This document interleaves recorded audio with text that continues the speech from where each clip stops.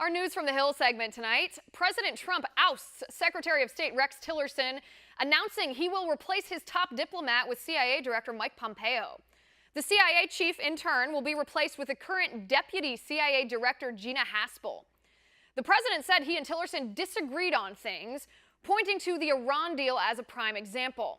The president said he and his Secretary of State were not really thinking the same. Meanwhile, the State Department released a statement saying Tillerson wanted to stay in his post as top diplomat and did not speak to the president.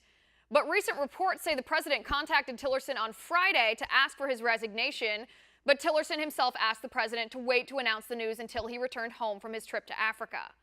With me now to break this down, retired Brigadier General and author of Direct Fire, General A.J. Tata.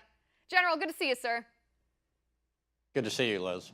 All right, General, to me, the timing of this was a bit of a surprise, only in as much as it was overdue. It's very clear to me that the president and his Secretary of State haven't agreed on many of Trump's foreign policy positions in a long time. Yeah, you know, Liz, this has been the long-rumored departure for months now, and so it was a surprise that it was, it took this long, as you said. Tillerson, I thought, did a good job. He's the diplomatic arm of the elements of national power that I talk about frequently, where you have diplomacy, information, military, economic, and he shored up relations in the Middle East and other parts of the world, such as the Ukraine, and was a good forward presence for the president and for the United States. Importantly, he worked very closely with Secretary Mattis within the Department of Defense, and probably for the past year, state defense relations were the best they've been in a long time, what my sources tell me and what I've personally seen. So in that sense, he's done a good job. But, there is the number one rule of politics, in that you kind of got to agree with your boss if your boss is the president or a governor, I worked in a cabinet with a governor before. And so you kind of got to be politically aligned with them. And they had major differences, as you pointed out, on Iran in particular and on North Korea. So in that sense, it's not surprising that the president asked Tillerson for his resignation. And Mike Pompeo will do a great job. He's a West Point grad. He spent 5 years in the Army, went to Harvard Business School, and then got into business and ran for Congress. So, his year at CIA will help, and his time in Congress will help with his diplomatic skills. And he's a good man and the right guy for the job, because he's got a close relationship and is more hawkish than Tillerson. He's got a close relationship with President Trump. Right, and I expect at least to see Pompeo on, to see him publicly a little bit more than we saw Tillerson as Secretary of State, because he did kind of fly under the radar more than most. Maybe I'm just comparing him to John Kerry and Hillary Clinton, who wanted that stage time, but he did seem to fly under the radar. General, what do you expect of foreign policy to look like under a Secretary of State, Mike Pompeo, in tandem with President Trump, compared to what Tillerson's accomplished?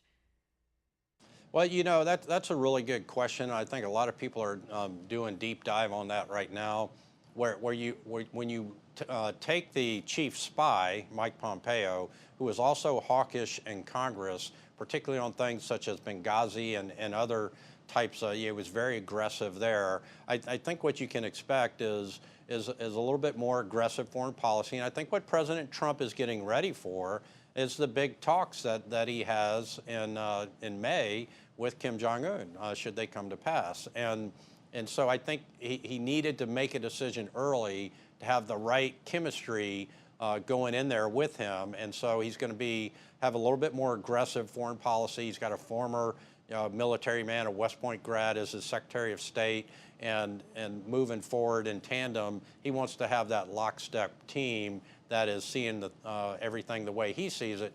The one issue that may come in is, you can't have everybody seeing everything the same, or you get groupthink and you might miss something important.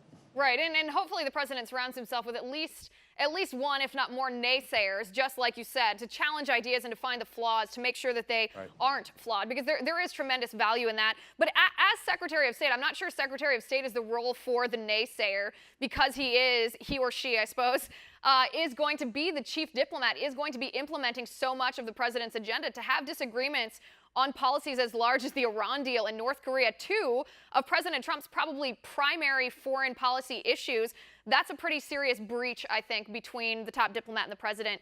General, let me pivot over to the CIA, though. So Mike Pompeo out to be Secretary of State. The former deputy director of the CIA, Gina Haspel, will be nominated to be the chief spy, as you call it. What do you make of that? Well, I think it's a good move.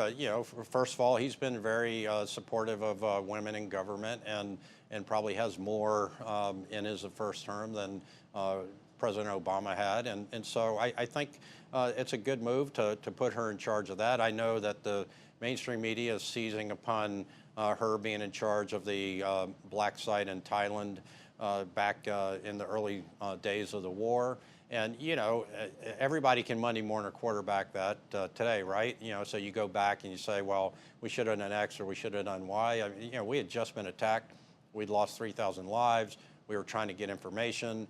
And nobody really knows what happened in those black sites. And there's been no direct reporting. So there's been a lot of supposing and interpretation based on, rumors and that kind of thing. And so I think, in this country, you're sort of innocent until proven guilty, and that mindset ought to reign, and let her lead the CIA as I know she capably can.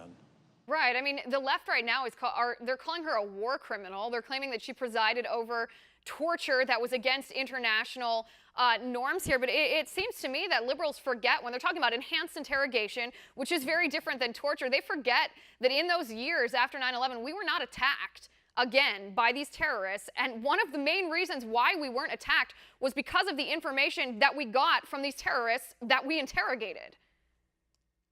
That's right, and that and very aggressive action by our military, and I worked very closely with the CIA operatives in Afghanistan in particular when I was Deputy Commanding General there, and the information that we got from detainees was invaluable, and it helped prevent attacks on the homeland. I know of 2 or 3 specific instances where we stopped attacks in Afghanistan or being planned in Afghanistan or Pakistan that were going to happen in the United States. And so everybody can, as I said, Monday morning quarterback this thing, but at the end of the day, what she did was her duty, as she was charged to do by the CIA director, and she helped secure our blessings of liberty that we have here in America. And as you said, we did not get attacked again by Al-Qaeda or the Taliban on our homeland in the immediate aftermath or since, really, the 9/11. Right.